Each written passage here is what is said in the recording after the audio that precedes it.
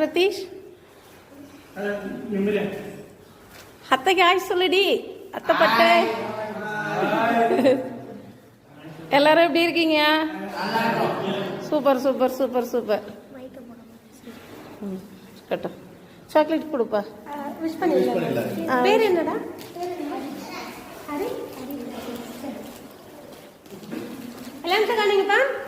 தம்பி பேர் வந்து ஹரி பிரதீஷ். சரியா?